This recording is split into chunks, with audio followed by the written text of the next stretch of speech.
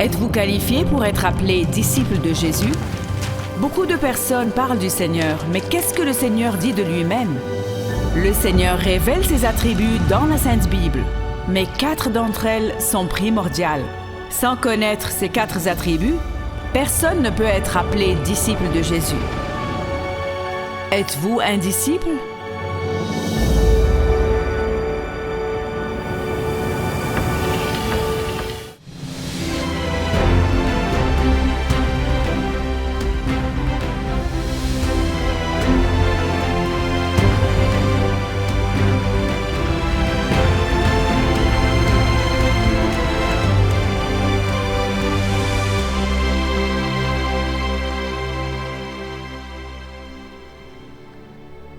La conformité et la pression des pairs constituent l'un des grands défis auxquels sont confrontés non seulement les jeunes, mais les adultes aussi. Si un jeune élève ose se démarquer à l'école, il risque d'être marginalisé, maltraité et même, voire pire. Dans notre société, de nombreux parents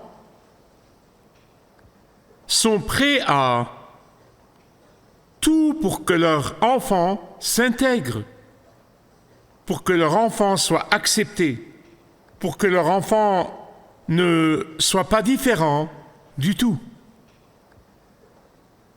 J'insiste sur le mot « différent » pour une raison très importante. Souvenez-vous de ce mot « différent », car, comme je vais vous le montrer dans un instant, être différent peut être une très bonne chose. Je suis également conscient du fait qu'il y a dans cette Église des parents formidables qui ont encouragé, formé, discipliné et inspiré leurs enfants à ne pas se conformer ni se laisser intimider par leur père. En particulier, si cette conformité conduit à un mode de vie mauvais ou pervers qui ne glorifie pas Dieu. Bien que la société dans son ensemble a adhéré à cette idée fausse selon laquelle la différence pieuse est mauvaise, que la différence pieuse est rejetée, que la différence pieuse, disent-ils, est psychologiquement néfaste, que la différence pieuse est inacceptable, en fait, la différence est l'un des attributs de notre Dieu. Dans le dernier message, nous avons vu comment la souveraineté de Dieu est l'axe autour duquel tournent tous les autres attributs. Étroitement lié à cela, se trouve la sainteté de Dieu, qui est différente de celle de l'humanité. Et la raison par laquelle je me concentre sur le mot différent, et je ne dis pas saint ou sainteté, c'est que le mot saint ou sainteté a une connotation vraiment négative dans notre culture d'aujourd'hui. C'est pourquoi je dois vous donner beaucoup d'explications, en particulier à la jeune génération. Écoutez ce que dit la parole de Dieu, 1 Samuel 2:2. Personne n'est saint comme l'Éternel. Il n'y a pas d'autre Dieu que toi. Écoutez ce que dit Ésaïe 40:25. À qui me comparerez-vous pour que je lui ressemble? Demande le saint. Bien-aimés, cela nous dit que la sainteté de Dieu est totalement différente de la bonté humaine. Ah, différente, voilà encore ce mot, totalement différente. La racine du mot agios en grec ou saint signifie différence, différent. Ça peut signifier être mis à part, ça peut signifier être mis de côté, ça peut signifier être transcendé ou transformé. Par-dessus tout, quand vous dites que Dieu est saint, nous disons qu'il est très différent de l'humanité. Il ne peut être comparé à personne d'autre. Il ne peut être mis sur un pied d'égalité avec personne d'autre. Il ne peut être placé côte à côte avec personne d'autre. Il est totalement différent. Et c'est pourquoi la différence sainte est bonne. Et mes chers amis, écoutez-moi s'il vous plaît. Dieu nous dit dans sa parole, encore et encore et encore et encore, qu'il veut que ses disciples soient différents eux aussi, tout comme lui est différent. Écoutez 1 Thessaloniciens chapitre 4 verset 3. Voici la volonté de Dieu pour vous. Certaines personnes disent toujours, je veux savoir quelle est la volonté de Dieu. Voici la volonté de Dieu pour vous, votre sanctification. Je sais que c'est un mot difficile pour certains de nos jeunes auditeurs, alors laissez-moi vous donner une paraphrase de Youssef. Voici la volonté de Dieu pour vous, que vous soyez différents, tout comme votre Père Céleste est différent. Différent de quoi, vous demanderez? Différent des personnes impies et immorales, différent de cette culture déchue, différent de ceux qui suivent le mouvement pour s'intégrer. Et c'est pourquoi le reste du verset dit que nous devons nous abstenir de l'immoralité. Pour que Dieu soit différent de l'humanité, cela signifie qu'il est différent dans sa pureté, il est différent dans sa justice, il est différent dans son incapacité à regarder le péché, différent dans son incapacité à fermer les yeux sur le péché. Il est différent dans son incapacité à ignorer le péché. Il est différent dans son incapacité à ne pas condamner le péché. Il est différent dans son incapacité à ne pas juger le péché. Et mes chers amis, c'est exactement pour cela que le monde est en colère à l'idée de la sainteté de Dieu et de la sainteté des disciples de Jésus. Pourquoi? Parce qu'ils veulent un Dieu qui leur ressemble.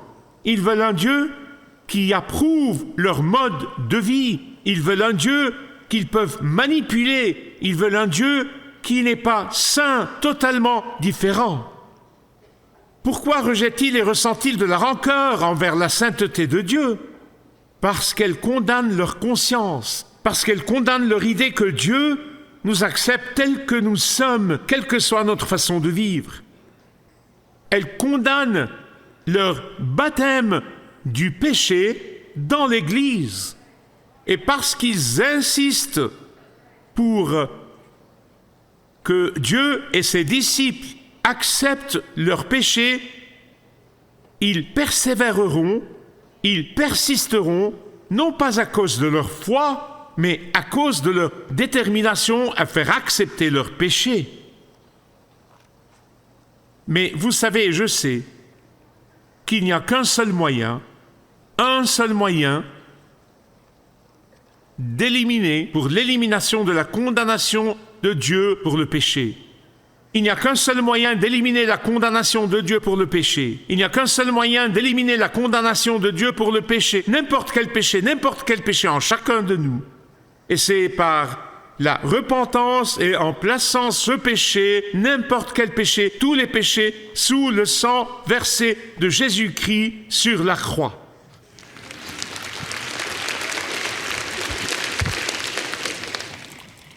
Dieu, qui est totalement, complètement, saintement différent, aime accueillir les pécheurs repentants qui ne sont fiers d'aucun péché, car c'est une abomination pour le Seigneur et c'est une insulte au sang de Jésus-Christ qui a été versé au calvaire. Je vais vous montrer une vidéo courte dans un instant. Je voudrais d'abord vous la présenter. Au milieu de tous ces évêques prétentieux qui débattent, un jeune homme, un laïc, et je veux faire cela pour vous encourager. Son père est l'un de mes chers amis, l'évangéliste le plus connu d'Angleterre, et il m'a envoyé cette courte vidéo de son fils qui a eu le courage de réprimander ses évêques. Regardons-la. Ben Jonson, Saint-Alban, 3,95. Ce dont notre monde a besoin, qu'il en soit conscient ou non, c'est l'Évangile. Il a besoin du Sauveur Jésus-Christ. N'avons-nous pas tous besoin de lui ? Jésus qui nous purifie, nous sanctifie et nous justifie. L'espérance, l'Évangile pour nous tous. Quelles que soient nos luttes, nos péchés et nos tentations en Christ, nous sommes pardonnés et nos péchés et nos désirs ne nous définissent plus. Comme le dit Paul, tels étaient certains d'entre vous. Nous n'avons pas besoin de nous accrocher à des identités et à des comportements pécheurs. Nous n'avons pas reçu un esprit d'esclavage pour retomber dans la peur. Nous avons reçu un esprit d'adoption comme fils et filles par lequel nous crions « Abba, Père ». Ces propositions sont erronées. Elles affirment que Jésus ne vous lave pas et ne vous sanctifie pas, que vous n'avez pas besoin de prendre votre croix et de le suivre, qu'il n'y a pas d'appel à la sainteté, que la vérité ne vous rend pas libre. Mais l'amour se réjouit de la vérité. Il ne se réjouit pas du mal. L'amour appelle les gens à sortir du péché et à venir à Christ, en les arrachant du feu par la discipline pour que leur esprit soit sauvé. S'il vous plaît, évêque, je vous en supplie, retirez ces propositions et ces prières. Quittez le chemin sur lequel vous vous trouvez. Craignez Dieu, pas les hommes. Soyez les bergers que Dieu vous appelle à être. Protégez les brebis qui vous sont confiées en chassant cet enseignement qui pervertit la grâce de Dieu en une licence pour l'immoralité. Cet enseignement qui chatouille nos oreilles pour satisfaire nos désirs. Un enseignement qui mène à la voie large et non à la voie étroite. Il n'est pas trop tard. Tournez-vous vers le grand, merveilleux et glorieux évangile. Pourquoi nous rendre semblables au monde alors que nous avons la seule chose dont le monde a besoin, l'évangile de Jésus-Christ, où nous recevons notre véritable identité de filles précieuses et de fils chéris de Dieu. Amen.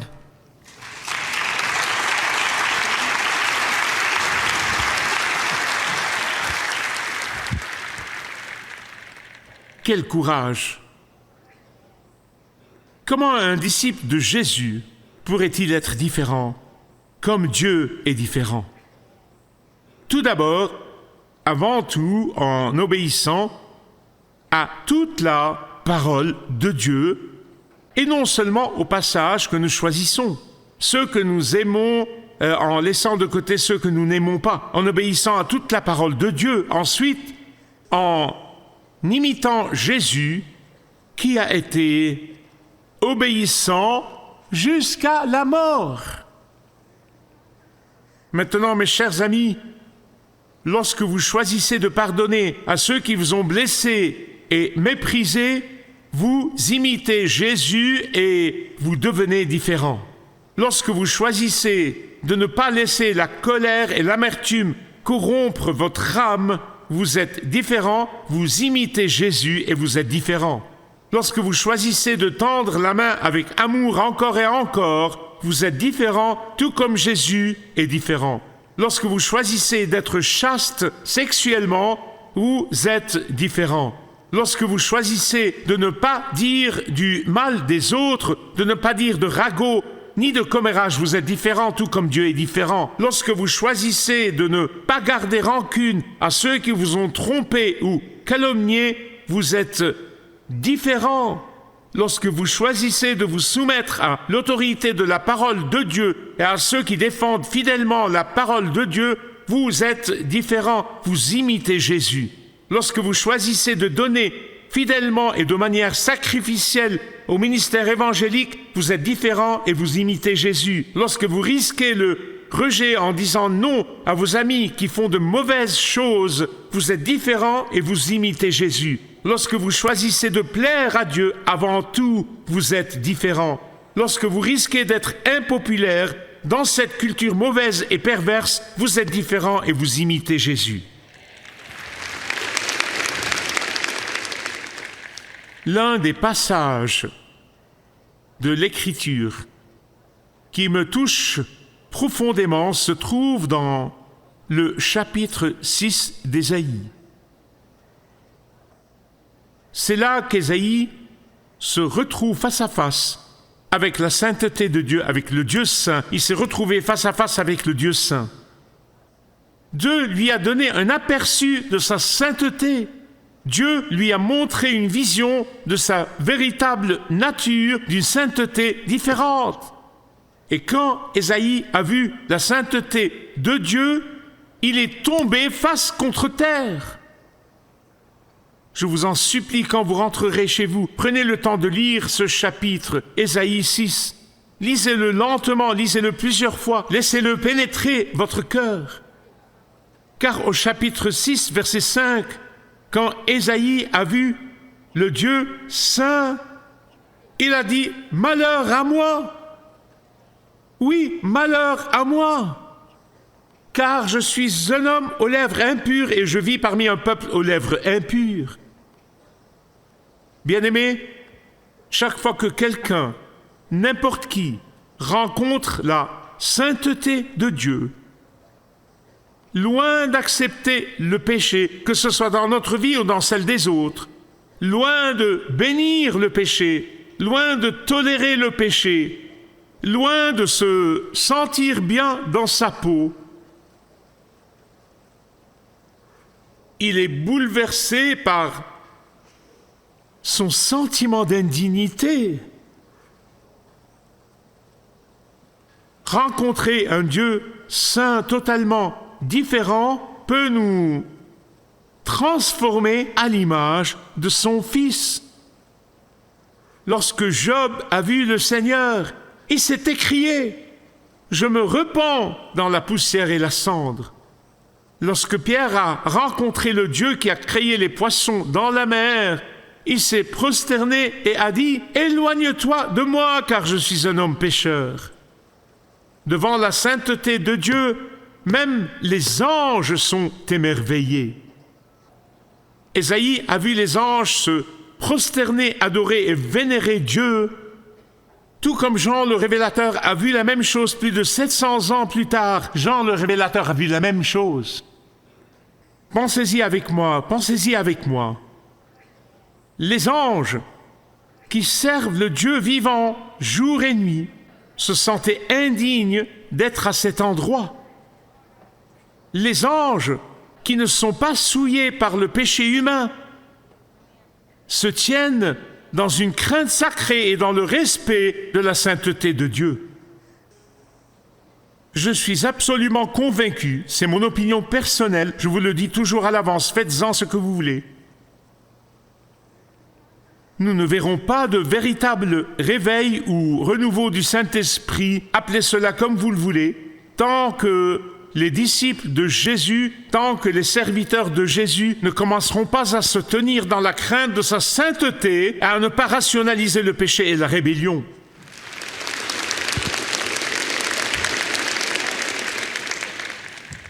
Lorsque Ésaïe a été confronté à la sainteté de Dieu, il est tombé face contre terre. Il n'y avait aucune trace d'arrogance ou d'autosatisfaction, aucune trace d'arrogance liée à l'estime de soi, aucune trace d'arrogance liée à l'image de soi, aucune trace d'arrogance liée au fait que Dieu s'adapte à nous parce qu'il sait que nous évoluons et il évolue avec nous. Dieu nous en préserve. Il est tombé face contre terre et a dit « Dieu, je suis perdu, car j'ai les lèvres impures et je vis parmi des gens aux lèvres impures. » Bien-aimés, si nous rencontrons la sainteté de Dieu dans l'adoration, écoutez-moi bien, que ce soit en privé ou en public, si nous rencontrons la sainteté de Dieu et cela ne nous submerge pas avec un sentiment d'indignité et de gratitude, il y a de fortes chances que vous ne connaissiez pas le Dieu saint. En fait, c'est l'humilité d'Ésaïe devant Dieu, sa reconnaissance de sa propre impureté qui a poussé Dieu à faire quelque chose pour le fortifier. Cette reconnaissance a amené l'ange à apporter un charbon ardent de l'autel et à le placer sur ses lèvres. Ce n'est qu'alors qu'il a pu être chargé par Dieu pour parler en son nom. Je pense que la plupart des prédications d'aujourd'hui, et je sais que beaucoup d'entre vous seront d'accord avec cela, vont à peu près comme ceci. Si vous vous repentez dans une certaine mesure, vous serez sauvés dans une certaine mesure. Non, 1000 fois non. D'autres pensent, je suis sauvé, mon éternité est assurée, je n'ai rien à faire, je n'ai pas à mener une vie sainte, je n'ai pas à vivre dans la sanctification, je n'ai pas à... Non, 1000 fois non. Le salut, c'est comme la naissance d'un bébé. Et un bébé doit grandir, un bébé doit apprendre, un bébé doit passer par différentes étapes, sinon il mourra de malnutrition. Et c'est la même chose sur le plan spirituel. D.L. Moody, le grand évangéliste, a décrit le chrétien qui ne grandit pas dans la sainteté ainsi. C'est comme une bouteille scellée placée sous les chutes du Niagara, sans qu'une seule goutte de cette immense quantité d'eau ne pénètre à l'intérieur de cette bouteille. Posez-vous la question, s'il vous plaît, pour votre bien, pour le bien de votre famille. Posez-vous la question, suis-je une bouteille scellée qui flotte dans le flot de la sainteté et de la grâce de Dieu, sans que rien n'y pénètre? Si vous êtes dans cette situation, laissez-moi vous demander, non, laissez-moi vous en supplier. N'ayez pas peur d'être différent et saint. N'ayez pas peur. De quoi avez-vous peur? Est-ce le rejet? Est-ce un changement dans votre mode de vie? Est-ce le désir d'être accepté à tout prix? Est-ce le désir d'être populaire à tout prix? Souvenez-vous de ceci. Le Dieu qui a envoyé un ange pour oindre les lèvres d'Ésaïe et lui a donné un but et une mission, est le même Dieu qui veut faire la même chose avec chacun des disciples de Jésus, que ce soit ici ou ceux qui me regardent depuis l'autre bout du monde. Il veut faire la même chose. Il veut faire la même chose maintenant, aujourd'hui. Ne craignez pas les hommes, que peuvent-ils vous faire? Confessez-vous au Seigneur et il vous donnera un feu sacré et vous donnera le pouvoir d'être saint et différent.